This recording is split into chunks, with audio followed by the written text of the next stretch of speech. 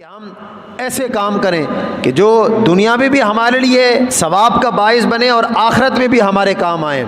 علامہ فقی ابو اللہ سمرقندی رحمۃ اللہ تعالی علیہ فرماتے ہیں، اگر تم دنیا میں کامیاب ہونا چاہتے ہو، قبر کے عذاب سے بچنا چاہتے ہو، اپنے آخرت کے سفر کو بہترین بنانا چاہتے ہو، تو آپ فرماتے ہیں 4 کام ایسے ہیں، ان کو اپنا لو، تمہارا آخرت کا سفر بہترین ہو جائے گا، اور 4 کام ایسے ہیں ان کو چھوڑ دو، ان کی بدولت اللہ تمہیں قبر کے عذاب سے بھی محفوظ فرمائے گا۔ اب وہ 4 کام کرنے والے کون سے ہیں اور وہ 4 کام بچنے والے کون سے ہیں؟ ان 4 کاموں کو یاد رکھنا ہے اور کوشش کریں اپنی زندگی کے اندر ان کو بسائیں۔ ہم نے جانا ہے ایک دن، آخرت کا سفر ہم نے کرنا ہے، یقینی طور پر کرنا ہے۔ قبر میں کام آنے والے اعمال وہ کون سے ہیں کہ جو ہمیں کرنے ہیں تاکہ ہم جب اس دنیا سے جائیں تو قبر کے اندر ہم چین کی نیند سو سکیں۔ قبر میں کام آنے والا سب سے جو پہلا کام ہے وہ اللہ کی عبادت، وہ نماز ہے۔ نماز، حضور جانا صلی اللہ تعالی علیہ وسلم نے ارشاد فرمایا کہ جو بندہ اچھے طریقے سے طہارت حاصل کرے، وضو کرے، نماز کو اس کے وقت میں ادا کرے، نماز کے رکوع و سجود خشوع کے ساتھ ادا کرے، جس طرح نماز پڑھنے کا حق ہے اسی طرح نماز پڑھے، تو حضور نے فرمایا یہ بات اللہ نے اپنے ذمہ کرم پر لازم کر دی ہے کہ اللہ ایسے اپنے بندے کی مغفرت فرما دے۔ آئیں سنیں ذرا نماز کے فائدے کیا ہیں، نماز کی برکتیں کیا ہیں، اپنی زندگی کو نماز کی طرف لے کر آئیں۔ یہ قبر میں کام آنے والا سب سے پہلا عمل ہے۔ رد گرامی، نماز قبر میں کام آنے والا کام ہے۔ نماز قبر کی گھبراہٹ سے بچانے والا کام ہے۔ نماز دین کا ستون ہے، اور یہی نماز ہے کہ مسلمان اور کافر کے درمیان پہچان کراتی ہے کہ مسلمان کون ہے اور کافر کون ہے۔ یہ نماز سے ہی اس کی پہچان ہوتی ہے۔ نماز اللہ کی بارگاہ میں حاضری کا ایک ذریعہ ہے، اور نماز مومن کی معراج ہے۔ نماز بے چینوں کو چین نصیب کرتی ہے، بے سکونوں کو سکون نصیب کرتی ہے، اور نماز اللہ کی عبادت کا سب سے پہلا زینہ ہے۔ نماز مومنوں کی عادت ہے، نماز اللہ کی رحمتیں پانے کا سبب ہے، نماز اللہ سے مدد ملنے کا سبب ہے، نماز انسان کے گناہوں کو مٹاتی ہے، نماز ظاہری باطنی بیماریوں کو دور کرتی ہے، نماز رزق حلال میں برکت لاتی ہے، نماز انسان کی دنیا و آخرت میں کامیابی کی دلیل ہے۔ اور نماز کو چھوڑنے کا وبال کیا ہے کہ جو بندہ نماز کو چھوڑتا ہے دنیا و آخرت میں خسارے میں چلا جاتا ہے، دنیا میں بھی نقصان اٹھاتا ہے، آخرت میں بھی نقصان اٹھاتا ہے۔ نماز کو چھوڑنا اللہ کے امان سے خود کو محروم کرنا ہے، نماز کو چھوڑنا گویا اللہ کے غیظ و غضب کو دعوت دینا ہے، اور نماز کو چھوڑنا یہ برے خاتمے کا باعث ہے، اور نماز میں غفلت کرنا یہ خود کو جہنم کا مستحق بنانا ہے۔ یہ قبر میں کام آنے والا سب سے پہلا کام ہے۔ قبر میں کام آنے والا دوسرا کام کیا ہے؟ اگر اللہ نے مال دیا ہے تو اللہ کی رضا کے لیے صدقہ کرنا ہے۔ آپ علیہ الصلوۃ والسلام نے ارشاد فرمایا کہ بے شک صدقہ کرنے والوں کو صدقہ قبر کے اندر قبر کی گرمی سے محفوظ کر لیتا ہے، قبر کی گرمی سے بچا لیتا ہے۔ صدقہ دینے کی عادت بنا لو۔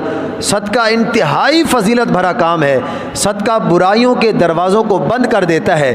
صدقہ انسان کے گناہوں کو اس طرح مٹاتا ہے جس طرح پانی آگ کو بجھا دیتی ہے۔ یہ صدقہ انسان کے گناہوں کو اس طرح مٹا دیتا ہے۔ فرمایا صدقہ بلاؤں کو ٹالتا ہے، صدقہ تم سے بیماریوں کو دور کر دیتا ہے، صدقہ بری موت سے بچاتا ہے، برے خاتمے سے بچاتا ہے، صدقہ جہنم کی آگ کے سامنے رکاوٹ ہے، انسان کو جہنم کی آگ سے بچا لیتا ہے۔ اور فرمایا صدقہ دینے سے انسان کے مال میں اللہ کی خیر و برکت نازل ہوتی ہے۔ یہ اللہ نے ہمیں بہترین موقع دیا ہے۔ رمضان آنے والا ہے، اس سے پہلے ہی اپنے مالوں میں سے صدقہ و خیرات نکالیں، اپنے عزیز و اقارب میں دیکھیں، اپنے محلے میں دیکھیں، اپنے پڑوسیوں کو دیکھیں، اپنے رشتہ داروں کو دیکھیں کہ وہاں تو کوئی ایسا نہیں ہے جس کو کسی چیز کی ضرورت ہو، بغیر اس سے پوچھے، بغیر اس کو بتائے، اس کو جس چیز کی ضرورت ہے اللہ کی رضا کے لیے آپ اس کی ضرورت پوری کریں، اللہ آپ کی ضرورتوں کو پورا کرے گا، اللہ آپ کی ضرورتوں کو پورا فرمائے گا۔ یہ اللہ کا وعدہ ہے۔ حضور نے فرمایا جب کوئی مسلمان کسی دوسرے مسلمان بھائی کی مدد میں ہوتا ہے تو اللہ اس کی مدد فرماتا ہے، اللہ اس کی ضروریات کو پورا کرتا ہے۔ اپنے ارد گرد ذرا نگاہ دوڑائیے کہ کوئی ایسا گھر تو نہیں ہے جس گھر میں کسی چیز کی ضرورت ہے، جس کو راشن کی ضرورت ہے، جس کو کسی اور چیز کی ضرورت ہے۔ راشن دیتے ہوئے تصویریں نہیں بنانی، سیلفیاں نہیں بنانا، اس کو ذلیل نہیں کرنا، بلکہ محض اللہ کی رضا کے لیے۔ اللہ کو راضی کرتے ہوئے محض اس نیت کے ساتھ اس کو پتہ بھی نہ چلے رات کی تاریکی میں جائیں اور بالکل خاموشی کے ساتھ اس کے دروازے پہ دستک دیں، اس کے دروازہ کھولنے سے پہلے ہی وہ سامان وہاں رکھ کے آپ وہاں سے چلے جائیں۔ آپ یہ کر کے تو دیکھیں، پھر دیکھیں اللہ کی رحمت کس طرح برستی ہے، اللہ پھر راضی کس طرح ہوتا ہے۔ قبر میں کام آنے والا جو تیسرا عمل ہے وہ قرآن کی تلاوت ہے، قرآن کی تلاوت ہے۔ ہم سوچیں اللہ نے ہمیں جو نعمت دی ہے، زندگی دی ہے، کیا ہم نے 60 سال کی زندگی گزاری، کیا ہمیں دیکھ کر بھی قرآن پڑھنا آتا ہے؟ کیا ہم نماز بھی صحیح طریقے سے پڑھ سکتے ہیں یا نہیں پڑھ سکتے؟ آنا تو ہے ایک دن، اللہ نے پوچھنا ہے، تو ہم نے اللہ کو کیا جواب دینا ہے کہ یا اللہ مجھے تو دیکھ کر بھی قرآن نہیں پڑھنا آتا تھا، میں نے تو 60 سال اپنی اولاد کا مستقبل بناتے ہوئے لگا دیے، مال کماتے ہوئے لگا دیے۔ آج ہمیں یہ سوچنا ہے کہ کیا مجھے دیکھ کر بھی قرآن پڑھنا آتا ہے کہ نہیں آتا؟ کیا میں نماز بھی صحیح طریقے سے پڑھ سکتا ہوں یا نہیں پڑھ سکتا؟ قرآن پڑھنا ہے، قرآن کی تلاوت ہے۔ یہ وہ کتاب ہے، اس کو پڑھنے میں جو لذت اور سرور حاصل ہوتا ہے وہ اور کسی کام میں حاصل نہیں ہوتا۔ یہی وہ کتاب ہے، کیونکہ قرآن اللہ کا کلام ہے نا۔ بندہ قرآن پڑھتا ہے تو گویا وہ اللہ سے گفتگو کر رہا ہوتا ہے، اللہ سے باتیں کر رہا ہوتا ہے۔ قرآن کی تلاوت انسان کو اللہ کی بارگاہ میں لے جاتی ہے۔ میں اور آپ ذرا سوچیں، جو لوگ قرآن کی تلاوت سے محروم ہیں وہ کتنی بڑی سعادت سے محروم ہیں۔ مسلمان ہو اور اس کو قرآن بھی نہ پڑھنا آتا ہو، مسلمان ہو اس کو نماز بھی صحیح طریقے سے پڑھنا نہ آتی ہو، تو یہ تو اس کے لیے سب سے بڑی بدبختی ہے۔ اللہ نے آج موقع دیا ہے، قرآن نہیں پڑھنا آتا تو کسی کے سامنے بیٹھیں، قرآن پڑھنا سیکھیں۔ نماز نہیں صحیح طریقے سے پڑھنا آتی تو نماز سیکھیں۔ اللہ نے آج موقع دیا ہے۔ قبر میں کام آنے والے جو چوتھا عمل ہے وہ ہے جی ذکر الہی، اللہ کو کثرت سے یاد کرنا۔ نبی اکرم صلی اللہ تعالی علیہ وسلم نے ارشاد فرمایا، کچھ لوگ دنیا میں بچھے ہوئے پلنگوں پر بیٹھ کر وہ اللہ کو یاد کرتے ہیں، انہیں ان نرم و نازک بستروں پر نیند نہیں آتی، بلکہ اللہ کا ذکر جب ان کے دلوں کے اندر سما جاتا ہے تو ان کی نیندیں پھر اڑ جاتی ہیں۔ فرمایا وہ نرم و ملائم بستروں پر بیٹھ کر جب اللہ کو یاد کرتے ہیں تو اللہ دنیا و آخرت میں ان کے درجات کو بلندی عطا فرما دیتا ہے۔ اللہ قرآن میں نہیں فرماتا فاذکرونی اذکرکم واشکروا لی ولا تکفرون، اللہ فرماتا ہے مجھے یاد کرو میں تمہیں یاد کروں گا، تم مجھے یاد کرو میں تمہیں یاد کروں گا۔ حدیث مبارکہ میں آتا ہے، حضور نے فرمایا حدیث قدسی، اللہ فرماتا ہے تم مجھے اکیلے بیٹھ کے یاد کرو میں بھی تمہیں اکیلے بیٹھ کے یاد کروں گا، تم مجھے بھرے مجمع میں بیٹھ کے یاد کرو میں فرشتوں کی جماعت میں بھی تمہارا ذکر کروں گا۔ یہ تو اس رب کا بڑا کرم ہے ہم پر، ورنہ وہ رب کہاں، ہم جیسے گناہگار بندے کہاں۔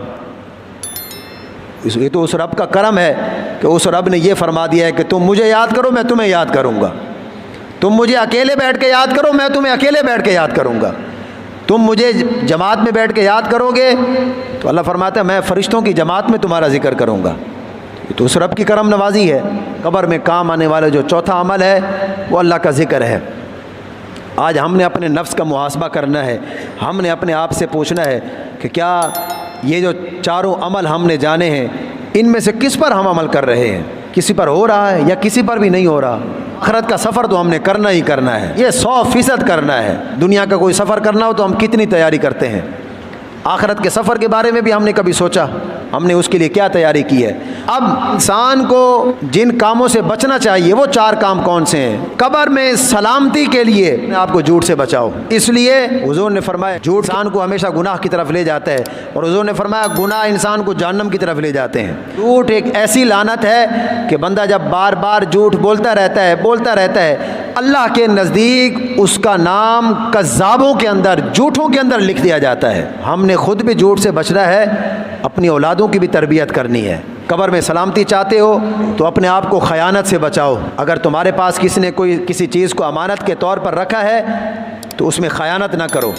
قبر میں سلامتی چاہتے ہو تو چغل خوری سے بچو، ہر ایک کے پیچھے لگ جانا، فلاں کی باتیں فلاں کو بتانا، فلاں کی باتیں فلاں کو بتانا، 2 بھائیوں میں لڑائی پیدا کرنا، 2 رشتہ داروں میں رشتہ داری کو ختم کر دینا، تعلقات کو ختم کر دینا، یہ ایسی چیزیں ہیں کہ انسان دنیا میں بھی ذلیل ہو جاتا ہے اور انسان قبر میں تو ہے اس کے لیے ذلت و رسوائی۔ لوگوں کے عیب تو ہم دوسروں کے سامنے بیان کرتے ہیں نا، جی فلانا یہ کر رہا تھا، فلانا یہ کر رہا تھا، فلاں یہ کر رہا تھا۔ ہم نے اپنے بھی گریبان میں کبھی جھانک کر دیکھا کہ ہم دن میں کیا کیا کرتے ہیں، ہم کتنے گناہ کرتے ہیں۔ اگر ہمارے بارے میں لوگوں کو پتہ چل جائے تو ہمارا کیا حال ہونے والا ہے۔ فرمایا قبر میں سلامتی چاہتے ہو تو چغل خوری سے بچو، اور فرماتے ہیں اگر قبر میں سلامتی چاہتے ہو تو ہمیشہ پاکیزہ رہنا ہے، پاک اور صاف رہنا ہے۔ حضور نے فرمایا اکثر جو عذاب قبر ہوتا ہے وہ پیشاب کے چھینٹوں سے نہ بچنے کی وجہ سے ہوتا ہے۔ آج ہم اس طرف توجہ ہی نہیں دیتے، اس طرف توجہ ہی نہیں جاتی۔ تو حضرات گرامی اپنے آپ کو پاک اور صاف رکھیں، یہ 4 عمل ان کو اپنائیں، قبر میں سلامتی پائیں، اور یہ 4 عمل ان کو چھوڑیں، اپنی قبر اچھی کریں، اپنی آخرت اچھی کریں۔ اللہ سے دعا ہے کہ اللہ ہمیں سفر آخرت کی تیاری کرنے کی توفیق عطا فرمائے۔